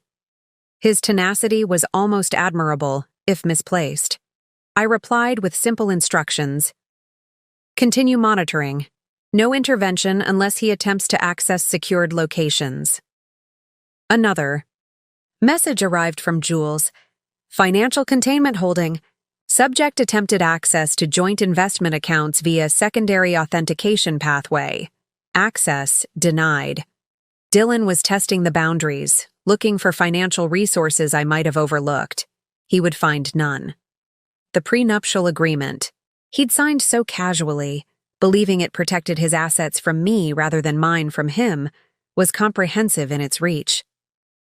I set the phone aside and closed my eyes, allowing myself to fully experience the emotions I'd been managing all day. Disappointment that the man I'd married had proven exactly as limited as I'd feared. Anger at his betrayal, not just of our marriage, but of the professional trust Horizon had placed in him. Relief that the exhausting charade was finally over, and beneath it all, a question I'd avoided confronting directly. How much responsibility did I bear for the marriage's failure? I'd entered the relationship knowing Dylan had dismissed my capabilities based solely on gender. I'd maintained the deception despite countless opportunities to reveal my true identity. I'd watched his character deteriorate without intervening, observing with clinical detachment rather than attempting to redirect. Had I wanted the marriage to fail? Had I been collecting evidence against Dylan from the beginning, documenting his flaws to justify an eventual separation? The question was uncomfortable but necessary. As CEO, I demanded ruthless self-assessment from my executives. I could offer myself no less. The truth, I realized as darkness settled over the ranch, was more complex than simple sabotage. I genuinely hoped Dylan might evolve beyond his limitations, might recognize my value independent of my professional position. I'd wanted to be loved for myself, rather than my accomplishments or resources. The experiment had failed, but the hypothesis had been sincere. As stars appeared in the Texas sky, my phone lit up with another message, this one from Cassandra. Preliminary Partech stock impact, 42% after market close. Investors calling emergency board meeting. Victor Reed facing possible ouster. The professional consequences were mounting for all involved. Dylan's career in the energy sector was effectively over. No company would hire an executive terminated for corporate espionage and ethics violations. Victor Reed would likely lose his position at Partech once investors fully understood the liability his actions had created. And Alexa Torres, young, ambitious, caught in the crossfire of forces she'd only partially comprehended, would find her career trajectory permanently altered by association. Actions and consequences, choices and repercussions, the fundamental equations that governed both business and personal relationships. I finished my wine as full darkness enveloped the ranch, the only sounds the distant call of night birds and the gentle rustling of oak leaves in the evening breeze. Tomorrow would bring confrontation, legal proceedings, corporate adjustments. But tonight, in this space that had always been authentically mine, I allowed myself the luxury of reflection without performance. For the first time in 6 years, I was simply Rita. Not the CEO, not the wife, just the woman rediscovering the boundaries of her undivided self. I woke at dawn, the ranch house silent around me. After a lifetime in the energy industry, early rising was embedded in my circadian rhythm. I followed my father's old routine, coffee on the porch as the sun crested the eastern tree line, watching the property come alive with morning activity. By 7 a.m., I was showered and dressed in clothes kept at the ranch, not the corporate suits of Rita J. Morgan, CEO, nor the carefully understated attire of Rita Parker, supportive wife, but comfortable, quality pieces that reflected my actual preferences. The symbolic importance wasn't lost on me.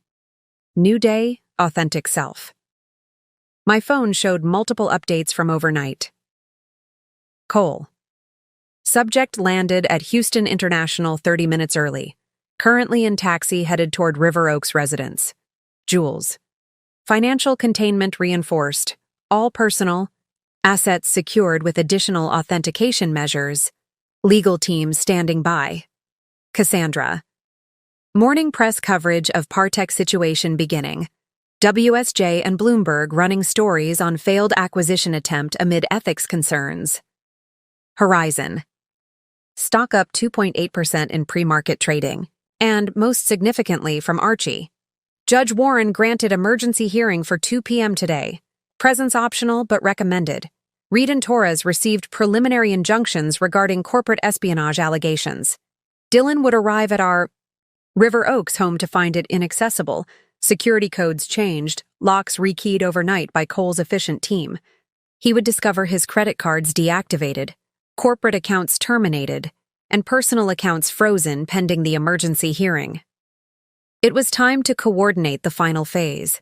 I initiated a secure conference call, bringing together the key players who had helped orchestrate this response. "Good morning," I began as 4 faces appeared on my screen. Cassandra, Cole, Jules, and Archie, each in their respective locations, prepared for the day ahead. "Status updates, please. Jules, start with financial." Jules Parker, my financial security specialist, appeared professionally composed despite the early hour. "All containment measures holding. Subject attempted access to 3 separate accounts. Overnight, all blocked by security protocols." The prenuptial enforcement team has prepared complete documentation for today's hearing, including records of the unauthorized withdrawal and subsequent attempt to purchase real estate in the Torres woman's name. Real estate? This was new information. "Yes," Jules confirmed. "Our monitoring flagged an attempted wire transfer from one of the offshore accounts to a property management company in Aspen. Preliminary paperwork lists Alexa Torres as the intended owner of a $2.1 million condominium." So Dylan had been planning to set Alexa up in luxury accommodations, presumably a place they could retreat to together once the divorce was finalized. The discovery should have hurt, but instead it simply confirmed the correctness of my actions. "Cole, security status?" Cole Wright's expression remained professionally neutral. "Subject arrived at River Oaks residence at 6:22 a.m. Attempted entry unsuccessful due to security modifications. After approximately 15 minutes, subject returned to vehicle and proceeded to Horizon headquarters. He was denied entry per protocol. Subject currently at St. Regis Hotel, checked in approximately 40 minutes ago." I nodded, picturing Dylan's mounting frustration. "Has he attempted contact with anyone significant?" Multiple calls to both Victor Reed and Alexa Torres. Neither responding. 3 attempts to reach James Robertson from the Horizon board. Robertson following instructions, not to engage directly. "Thank you."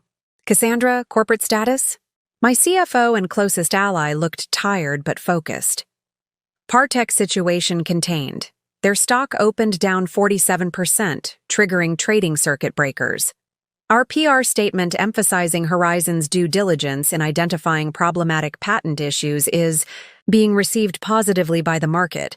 Our stock is currently up 3.2%. And internally? Your executive team has been briefed on the situation in appropriate detail. The official explanation is that Dylan Parker has been terminated for ethics violations related to the Partech assessment. Your marital connection is being handled, discreetly but not concealed. Perfect. Archie? The silver-haired attorney adjusted his glasses. The emergency hearing is fully prepared. Given the documentation we've assembled, financial misconduct, infidelity, and the attempted property purchase, I anticipate Judge Warren will enforce the prenuptial agreement's punitive clauses in full. Dylan will likely be represented by corporate counsel from Horizon's competitor, Atlas Energy. Atlas? That was interesting. They moved quickly. Opportunistic, Archie agreed. They're hoping to gain inside information about Horizon through Dylan. We've prepared appropriate confidentiality reminders that the judge will enforce. I considered this information, mentally assembling the pieces into a comprehensive picture. Dylan wasn't simply scrambling. He was actively seeking alliances that might leverage his inside knowledge of Horizon. A predictable but concerning development. I'll attend the hearing in person, I decided. Arrange secure transportation from here to the courthouse, please. I don't want to risk encountering Dylan before the proceedings. After concluding the call, I stood on the porch once more, watching a red-tailed hawk circle lazily above the property. The symbolism felt appropriate. Patient observation followed by precise action. My team was positioned, the evidence assembled, the strategy deployed. 6 years of compartmentalized living had created the perfect foundation for this moment. I understood Dylan completely, while he had never truly known me at all. In just a few hours, the legal system would formalize what was already functionally accomplished: the complete separation of our lives and the consequences of his miscalculation. For now, in this brief interval between decision and resolution, I allowed myself one final moment of reflection on the marriage that had been. Not with regret, but with acknowledgement, of lessons learned, of patience maintained, of strength revealed. Then I turned back to the house, ready to prepare for what came next. The Harris County Courthouse stood imposing in downtown Houston, its limestone facade gleaming in the afternoon sun. I arrived 30 minutes early for the emergency hearing, entering through a private entrance arranged by Archie to avoid potential media or an unexpected confrontation with Dylan. A security conference room had been prepared for our team. Archie, Jules, and a litigation specialist from Horizon's legal department named Morgan Chen. No relation, though the coincidence of surname had always amused us both. Cole remained outside, coordinating security and monitoring Dylan's approach to the eye. "Courthouse. He's just arrived," Cole reported via secure text, accompanied by 2 attorneys from Atlas Energy Legal. Subject appears agitated but composed. Archie reviewed our documentation one final time. Bank records showing the emptied joint account, evidence of the Aspen property attempt, photographs of Dylan and Alexa together in Maui, and most damning records of the offshore account containing Partek's bribe payment. "Remember," Archie cautioned, "we're pursuing the financial misconduct angle primarily. The infidelity supports our case but isn't necessary given the prenuptial language. Judge Warren tends to focus on numbers rather than emotions." I nodded, appreciating his strategic approach. This wasn't about punishing Dylan for the affair. It was about enforcing the consequences clearly outlined in legal documents he had willingly signed. At precisely 1:55 p.m., a court officer appeared to escort us to the courtroom. As we proceeded down the marble hallway, I caught a glimpse of Dylan with his Atlas Energy attorneys in an adjacent corridor. He was dressed in his best suit, the custom Tom Ford he reserved for major presentations, and speaking intensely to a silver-haired attorney who kept shaking his head in apparent disagreement. For a moment, our eyes met across the distance. I saw shock register on his face, likely at my calm demeanor and the professional entourage accompanying me. He had expected to face the Rita he knew, emotional, possibly desperate for reconciliation, certainly overwhelmed by legal proceedings. Instead, he was seeing Rita J. Morgan, CEO, approaching a business negotiation with characteristic preparedness. His expression shifted quickly to something resembling confidence, perhaps bolstered by his expensive legal team and whatever strategy they had devised. I recognized that look, the one he wore when convinced of his superior position despite contrary evidence. The courtroom was relatively small, with traditional wooden furnishings and the Texas state seal prominently displayed behind the judge's bench. Judge Elizabeth Warren, known for her efficiency and intolerance for theatrical tactics, was already seated and reviewing documents when we entered. Dylan and his team took their position at the defendant's table, while we settled at the plaintiff's. The proceedings began promptly at 2 p.m. with introductions and a concise statement of purpose from Judge Warren. "This is an emergency hearing regarding the enforcement of prenuptial provisions in the matter of Morgan versus Parker," she stated. Given the time-sensitive nature of the financial concerns raised, I've reviewed the preliminary documentation submitted by both parties. Let's proceed directly to arguments. Plaintiff first. Archie rose, the picture of seasoned legal authority. Your Honor, the facts in this matter are straightforward. On February 17th, the defendant transferred $896,187.53 from the couple's joint account without the plaintiff's knowledge or consent. He subsequently departed the country with a woman not his wife, with whom he has been conducting an extramarital relationship for approximately 8 months. He presented the bank records, travel documentation, and photographic evidence methodically, without emotional embellishment. The prenuptial agreement signed by both parties in 2019, Section 12.3, explicitly states that unauthorized removal of joint assets exceeding $50,000 constitutes financial misconduct, triggering the punitive clauses outlined in Appendix C. Those clauses stipulate the forfeiture of all marital property rights and the restriction of claims against the plaintiff's separate property or business interests. Judge Warren reviewed the documentation carefully, then turned to Dylan's counsel. Defense response? The silver-haired Atlas attorney stood. Your Honor, while my client acknowledges the transfer occurred, we contend it was not unauthorized. As Mrs. Parker's husband, Mr. Parker had legal access to those joint funds. Furthermore, we believe the prenuptial agreement itself should be invalidated on grounds of fraudulent inducement. A murmur rippled through the small audience of court. Personnel, fraudulent inducement? Judge Warren's tone remained neutral, but her raised eyebrow suggested skepticism. Yes, Your Honor. Mrs. Parker, or more accurately Ms. Morgan, deliberately concealed her identity and financial status from my client throughout their courtship and marriage. Mr. Parker signed the prenuptial agreement under the false impression that it primarily protected his assets from potential claims by a wife of lesser means. Dylan sat straighter, a small smile forming at the corners of his mouth. This was clearly the strategy he'd pinned his hopes on, painting himself as the victim of deliberate deception. The Atlas attorney continued with growing confidence. Furthermore, Your Honor, my client's recent actions were in direct response to discovering this long-term deception. The funds he transferred were intended to protect his financial interests once he realized the extent of his wife's misrepresentation. Iritos was almost impressive. The complete inversion of reality, transforming Dylan's theft into a defensive measure against my supposed manipulation. Additionally, the attorney continued, warming to his narrative, Mr. Parker's position at Horizon Oil was terminated without due process, in clear violation of his employment contract. We believe this termination was personally motivated by Ms. Morgan's desire for retaliation, rather than based on any legitimate professional concerns. Judge Warren turned to Archie. Counsel, your response to these allegations?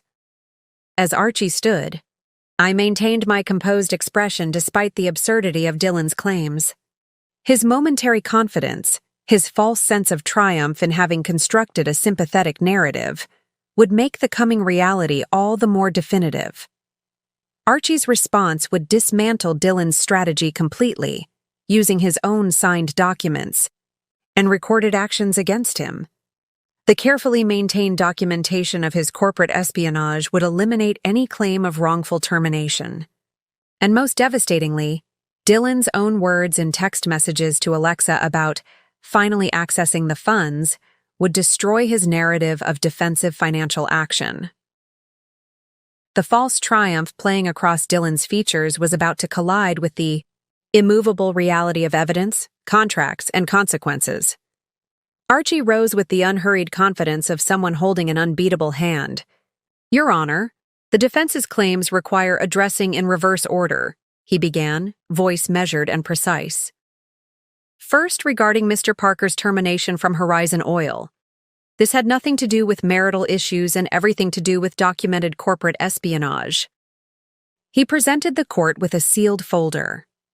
These documents, which we request remain under protective order due to corporate sensitivity, contain evidence of Mr. Parker accepting bribes from Partech Industries while conducting acquisition assessment duties for Horizon Oil. Judge Warren reviewed the contents, her expression remaining neutral, though her eyes widened slightly at certain pages. Second, regarding the claim that my client's transfer of funds was somehow defensive or protective in nature. Archie produced another document. This is a text message exchange between Mr. Parker and Ms. Alexa Torres dated February 16th, the day before the account was emptied. The court officer handed copies to Dylan's attorneys, who reviewed them with growing dismay. As you can see, Mr. Parker writes, and I quote, "Finally accessing those funds tomorrow. Almost $900K should set us up nicely until the divorce is final. She'll never know what hit her until it's too late." Ms. Torres responds, "What about your job?" To which Mr. Parker replies, "Once the Partech deal goes through, I'll have options well beyond Horizon." Dylan's face drained of color as his own words undermined his entire defense. The Atlas attorney placed a restraining hand on his arm, as Dylan shifted forward, clearly wanting to speak. Finally, regarding the fraudulent inducement claim, Archie paused, allowing the absurdity to settle over the courtroom. "Your Honor, at no point did my client ever misrepresent her identity. She used her legal name, Rita Morgan, throughout their relationship. She maintained her maiden name professionally, which is both common and her legal right." He produced the marriage certificate. Mr. Parker knew he was marrying Rita Morgan. The fact that he never inquired about or discovered her professional position as CEO of Horizon Oil reflects his lack of interest in her career, not any deception on her part. The judge turned to Dylan's attorney. "Counsel, your response?" The silver-haired lawyer looked distinctly uncomfortable. "Your Honor, may we request a brief recess to confer with our client?" "Denied," Judge Warren replied firmly. "This is an emergency hearing, not a trial. Your response to the evidence presented?" The attorney cleared his throat. "Your Honor, while the text messages are concerning, they don't change the fundamental issue that Mr. Parker was unaware of his wife's true financial position when signing the prenuptial agreement." "Did your client read the prenuptial agreement before signing it?" Judge Warren asked. "Well, yes, but—" "And did the agreement clearly outline the consequences for unauthorized removal of joint funds?" "Technically, yes, but the context—" "And does Mr. Parker deny transferring these funds without his wife's knowledge or consent?" The attorney glanced at Dylan, who was now staring fixedly at the table before him. "No, Your Honor. But again, the context—" "The context," Judge Warren interrupted, "appears to be that Mr. Parker voluntarily signed a legal document whose terms he now finds inconvenient after violating them." She turned to Archie. "Regarding the corporate espionage allegations, is Horizon Oil pursuing criminal charges?" "Not at this time, Your Honor," Archie replied. "The company has chosen to handle the matter through termination and civil remedies, provided Mr. Parker ceases all contact with competitors regarding Horizon intellectual property or business strategies." Judge Warren nodded, then addressed Dylan directly for the first time. "Mr. Parker, do you wish to make any statement before I rule on this matter?" Dylan finally looked up, his composed facade crumbling. His gaze shifted from the judge to me, equal parts anger and disbelief in his expression. "This is insane," he said, voice strained. 6 years of marriage, and I never knew who she really was. How is that not deception? How is that not fraud? "Did you ever ask her directly about her position at Horizon Oil?" Judge Warren inquired. Dylan hesitated. "Not specifically, but did she ever claim to hold a position different from her actual role?" "No, but she allowed me to believe—" "Mr. Parker," Judge Warren interrupted, "allowing someone to maintain their own assumptions is not fraud. Now, did you or did you not transfer nearly $900,000 from your joint account without your wife's knowledge or consent?" The direct question hung in the courtroom air. Dylan's shoulders slumped slightly. "Yes," he admitted. "But I had reasons." "Those reasons being, according to your own text messages, to set up yourself and Ms. Torres while your wife would never know what hit her?" Dylan had no response. Judge Warren gathered her papers. "Based on the evidence presented, I find the prenuptial agreement valid and enforceable. The defendant's actions clearly trigger the punitive clauses outlined in Section 12.3 and Appendix C. All marital property reverts to the plaintiff, and the defendant is barred from making any claims against the plaintiff's separate property or business interests. She signed the order with a decisive stroke. Additionally, I am issuing a temporary restraining order, preventing Mr. Parker from accessing any properties owned by Mrs. Morgan or Horizon Oil, or contacting Mrs. Morgan directly. Further property division details will be addressed in the formal divorce proceedings. She struck her gavel once. This emergency hearing is adjourned. As the judge departed, Dylan sat motionless, the reality of his situation finally sinking in. Everything he had built, career, lifestyle, future plans, had collapsed in less than 24 hours. His Atlas attorneys were already gathering their materials, their expressions suggesting they recognized a lost cause when they saw one. The silver-haired lawyer leaned down to whisper something to Dylan, who shook his head vehemently in response. I rose with my team, maintaining my professional composure despite the mixture of vindication and sadness I felt. As we prepared to leave, Dylan finally looked directly at me, his expression a complex blend of anger, bewilderment, and dawning comprehension. You planned this, he said, just loud enough for me to hear, all of it. You knew exactly what I would do. I paused, considering his accusation. The truth was both simpler and more complex than he imagined. No, Dylan, I replied quietly. I simply knew who you were. You did the rest yourself. 1 month after the courthouse confrontation, the dust had begun to settle into new patterns. The divorce was finalized with unprecedented speed, Judge Warren citing the comprehensive prenuptial agreement and clear-cut triggering events in her approval of the expedited process. Dylan had vacated our shared life as thoroughly as he had once occupied it. The River Oaks house remained mine, though I'd already listed it with a discreet real estate agent.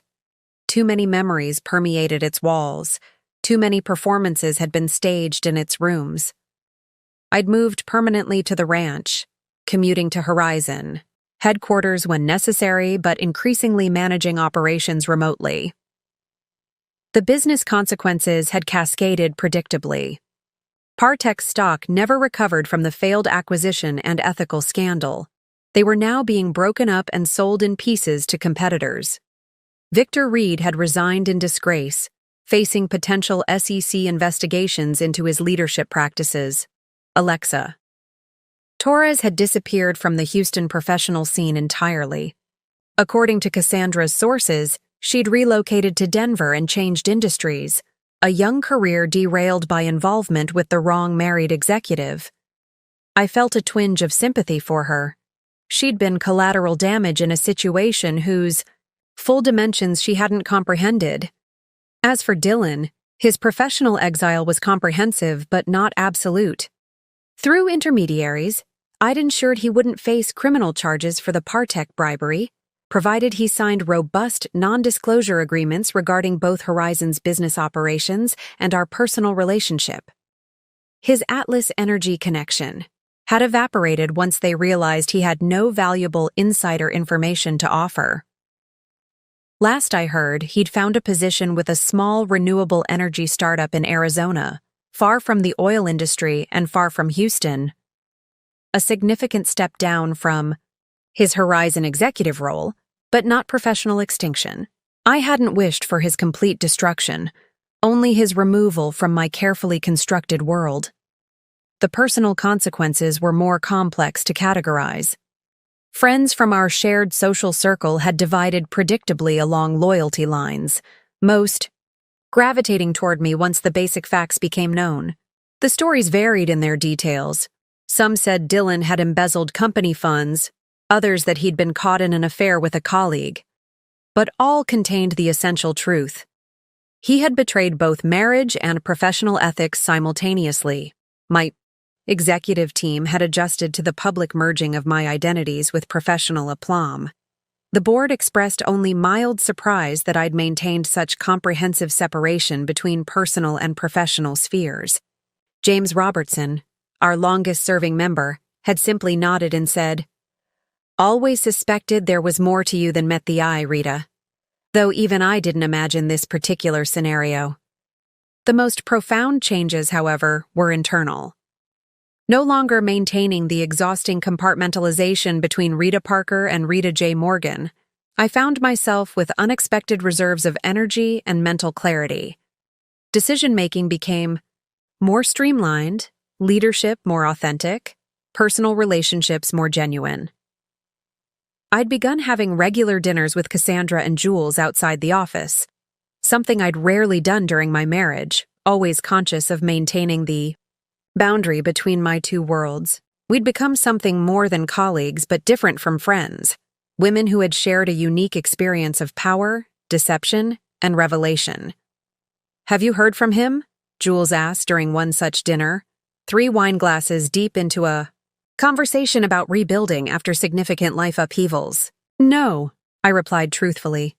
"The non-disclosure agreement works both ways. Clean break, no contact." "Do you regret any of it?" Cassandra asked, the directness that made her an excellent CFO extending to personal matters as well. I considered the question seriously.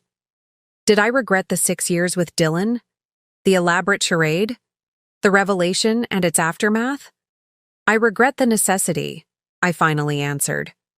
"I regret that I couldn't be my full self from the beginning and still be accepted. But I don't regret the clarity it ultimately provided."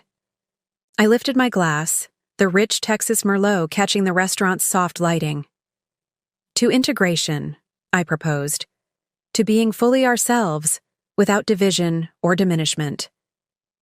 As we clinked glasses, I recognized something I hadn't fully acknowledged during the turmoil of the past months. I was happier now. Lighter. More authentically myself than I'd been since inheriting my father's company and confronting the gender realities of the energy industry. It had taken a catastrophic betrayal to shatter the artificial boundaries I'd constructed. But perhaps those boundaries had always been destined for collapse. Perhaps this ending had been written into the beginning, necessary for my eventual wholeness. 6 months after Dylan emptied our joint account and unwittingly triggered the collapse of the careful barriers between my identities, I stood on the side deck of my father's ranch house, my house now in both name and spirit, watching the Texas sunset paint the sky in brilliant oranges and purples. The company had thrived in the aftermath.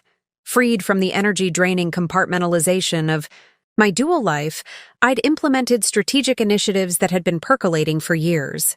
Horizon Oil had expanded into renewable technologies, acquired 2 struggling competitors at advantageous prices, and increased market share by 8.7% in a single quarter. The headlines in industry publications had shifted from the salacious details of a CEO's personal drama to the remarkable business transformation under my now public leadership. Morgan's vision reshapes energy landscape, replaced oil exec's double life revealed when husband steals funds. On a personal level, the integration of my formerly divided self continued to yield unexpected benefits. I'd reconnected with college, friends long neglected due to the complications of maintaining separate identities. I'd begun mentoring young women in the industry, sharing lessons from my unusual journey without the necessity of obscuring key details. I'd even started dating again, cautiously, selectively, and with complete transparency about who I was. The freedom to be fully myself from the first interaction was exhilarating after years of calculated performance. My phone buzzed with a text from Jules. Financial Times interview confirmed for Tuesday. They want to focus on female leadership in energy sector transformation. Another notification followed immediately, this one from Cassandra. Q3 projections exceeding expectations. Board dinner next week to discuss expansion opportunities. I smiled, no longer needing to hide these professional communications or manufacture explanations for my attention to business matters. The simple authenticity of acknowledging my work without apology or diminishment still felt like a luxury. As the last rays of sunlight disappeared beyond the horizon, I reflected on what I'd learned from the strangest experiment of my life, a 6-year study in identity, assumption, and the boxes we allow others to create for us. Dylan had emptied our joint account, believing he was leaving me destitute, never imagining he was stealing from the CEO of the company that employed him.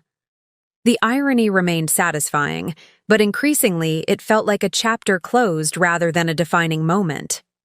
What lingered instead was the recognition that while Dylan had acted as the catalyst, the revelation had been inevitable. No one can live divided indefinitely. The energy required to maintain artificial boundaries eventually exceeds the perceived benefits of separation.